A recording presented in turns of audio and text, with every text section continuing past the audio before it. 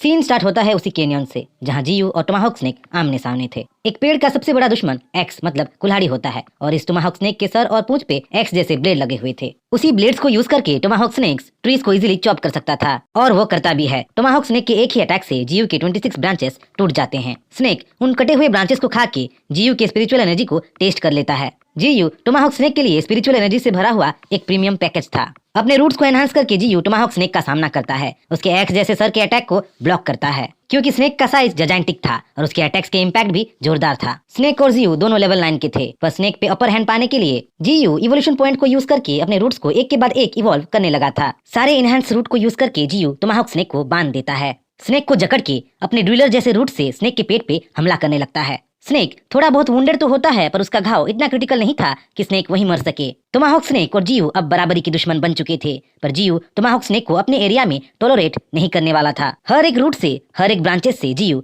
Snake पे हमला कर करके उसे वहां से भागने पे मजबूर कर देता है। स्नेक तो चला जाता है, पर फोर्सिबली अपने रूट्स को स्ट्रेंथनिंग करने की वजह से जीयू का कोर क्रैक हो जाता है। जीयू को इस हालत में देख उसके पेट्स मतलब फॉल्कन और म्यूटेंट रेड फॉक्स उसके पास चले आते हैं। जीयू अपने पेट्स को दिलासा तो देता है, पर अंदर ही अंदर उसे अच्छी तरह से पता था कि टोमाहॉक स्नेक उसकी स्पिरिचुअल एनर्जी को टेस्ट कर चुका था। भले ही स्नेक अभी के लिए चला गया हो, पर वो वापस जरूर आएगा और उस टाइम जीयू शायद इतना लकी ना हो। उसे अपने आप को ज्यादा स्ट्रॉन्गर बनाना पड़ेगा, उसे अपने आप को इवॉल्व करना पड़ेगा। तभी उसे एक नोटिफिकेशन आता है 10 इवोल्यूशन पॉइंट यूज करके वो फर्स्ट ऑर्डर में प्रमोट हो सकता है। यहाँ हमें पता चलता है कि मॉन्स्टर जितना ज्यादा हायर ऑर्डर में होंगे उतना ही ज्यादा स्ट्रॉन्गर होंगे, क्योंकि जीयू श्योर था कि मॉन्स्टर्स उसके ऑरा से अट्रैक्ट होकर उसके एरिया में जरूर आएंगे, तो अपने आप को और ज्यादा स्ट्रॉन्गर बनाने के लिए वो अपने आप को प्रमोट कर देता है। जीयू के फर्स्ट ऑर्डर में पहुंचते ही उसका ब्रोकन कोर हील हो जाता है, उसके टूटे फूटे ब्रांचेस भी उग जाते हैं, वो इवॉल्व हो जाता है। सिर्फ वही नहीं, उसके साथ उसके मॉन्स्टर्स भी इवॉल्व हो जाते हैं। जहां उसके 8 पेरिग्रिंज फॉल्कन अब म्यूटेंट पेरिग्रिंज फॉल्कन में इवॉल्व हो चुके थे, वहीं लेवल 4 का म्यूटेंट रेड फॉक्स लेवल 7 में पहुंच चुका था। रेड फॉक्स से अब अलग ही एनर्जी इमिट हो रहा था। जीयू अपने फॉल्कन्स को पूरे एरिया में टोमाहॉक स्नेक को ढूंढने में लगा देता है और बुलेट की स्पीड से फॉल्कन उस टोमाहॉक स्नेक की स्काउटिंग करने चारों तरफ उड़ जाते हैं। फर्स्ट ऑर्डर में पहुंच के उसे न्यू स्किल्स भी मिले थे। वो अपने स्किल्स को देखने के लिए स्टाटस विंडो खोलने ही वाला था कि उसे दूर से इंसानों की चीख सुनाई देती है। गौर से देखने पे पता चलता है कि 2 लड़कियों को कुछ मॉन्स्टर्स दौड़ा रहे थे। वो 2 लड़की वही थे जो कुछ टाइम पहले जीयू के पास आ चुके थे। ये सीन देख जीयू समझ जाता है कि ये सब उसके वजह से हो रहा है। मॉन्स्टर्स उसके ओरा के वजह से उन लड़कियों को चेस कर रहे थे। मॉन्स्टर्स उसकी तरफ खींचे चले आ रहे थे। मॉन्स्टर्स को आते देख जीयू को और अपने एरिया को डिफेंड करने के लिए म्यूटेंट रेड फॉक्स और फॉल्कन्स मॉन्स्टर और लड़कियों के बीच कूद जाते हैं। दोनों तरफ से जंग छिड़ जाती है। जहाँ फॉल्कन्स अपने बुलेट जैसे स्पीड से मॉन्स्टर्स पे हवाई हमले कर रहे थे, वहीं म्यूटेंट रेड फॉक्स अपने क्लॉज और दांतों से एक मॉन्स्टर को वहीं खत्म कर देता है। ये सब देख लड़कियां खुश हो रही होती हैं। लड़कियां सोच रही होती है कि रेड फॉक्स और फॉल्कन्स उनको बचा रहे हैं, पर जैसे ही उनको पीछे से पेड़ बोलते हुए और हिलते हुए दिखता है, वो वहीं बेहोश हो जाते हैं। रेड फॉक्स और फॉल्कन्स को पीछे हटने को बोल जीयू खुद लड़ाई के मैदान पे उतरता है। वो अपने टेंटाकल्स जैसे रूट से सारे मॉन्स्टर्स पे एक साथ हमला कर देता है। कहीं जीयू हिप्पोस को मार के 50 इवोल्यूशन पॉइंट्स पाता है, तो कहीं म्यूटेंट रैट्स को मार के 20 इवोल्यूशन पॉइंट पाता है। कहीं राइनो को मार के 30 इवोल्यूशन पॉइंट पाता है, तो कहीं जिराफ को मार के 20 इवोल्यूशन पॉइंट पाता है। कहीं वाइल्ड बोर को मार के 10 इवोल्यूशन पॉइंट पाता है, तो कहीं म्यूटेंट बोर को मार के 20 इवोल्यूशन पॉइंट पाता है। जीयू के रूट्स अब इतने एजाइल और पावरफुल हो चुके थे कि सुपर फास्ट बैट भी जीयू के रूट्स के सामने टिक नहीं पाता। वो गिने चुने स्ट्रॉन्ग मॉन्स्टर्स को छोड़ सबको मार देता है और इवोल्यूशन पॉइंट पाता है। गिने चुने स्ट्रॉन्ग मॉन्स्टर्स जो जीयू के अटैक को सह लिए थे। मॉन्स्टर्स जैसे कि कुछ वुल्फ्स, एक क्रेन, एक मंकी, एक काव और एक हनीपॉट पैजर। क्योंकि ये मॉन्स्टर्स स्ट्रॉन्ग थे और यूजफुल थे, जीयू उन्हें ब्रांचेस से बांध के रखा था। मॉन्स्टर्स से निपटने के बाद जीयू का मेन प्रॉब्लम ये 2 लड़कियां थी। जीयू अगर उन 2 लड़कियों को जाने दिया तो सब लोग उसके बारे में जान जाएंगे, और अगर मार दिया तो विलेजर्स 2 लड़कियों को ढूंढते ढूंढते एक टाइम जीयू के एरिया में पहुंच जाएंगे। विलेजर्स को उसके बारे में पता चल गया तो मिलिट्री वालों को भी पता चल जाएगा और मिलिट्री वाले उसको टेस्ट सब्जेक्ट बनाने के लिए लैब में ले जाएंगे, उसे एक्सपेरिमेंट्स करेंगे या किसी बोटानिकल गार्डन में कांच के अंदर सजा के रख देंगे। इन सब सिचुएशन से बचने के लिए जीयू कुछ और करने की सोचता है, कुछ ऐसा जिससे किसी का नुकसान ना हो। कुछ देर बाद जब दोनों जंगल में उठते हैं तो नजारा देखने लायक था। चांदनी रात में जंगल बहुत सुंदर दिख रहा था। उसी चांदनी रात में जब उनकी नजर उनके पीछे के भूतिया पेड़ पे गिरती है तो दोनों के दोनों लड़कियां चीखने लगती हैं, चिल्लाने लगती हैं। एक ऐसा भूतिया पेड़ जो उनको घूर रहा था, जिसके बॉडी से स्पिरिचुअल एनर्जी और विस्प स्पिरिट्स बाहर आ रहा था। दोनों चिकती लड़कियों को शांत करने के लिए जीयू जमीन में मैं तुम्हारा फादर हूँ बोल के लिख देता है। क्योंकि जीयू पहले लाइफ में इंसान था तो इंसानी भाषा अच्छी तरह जानता था।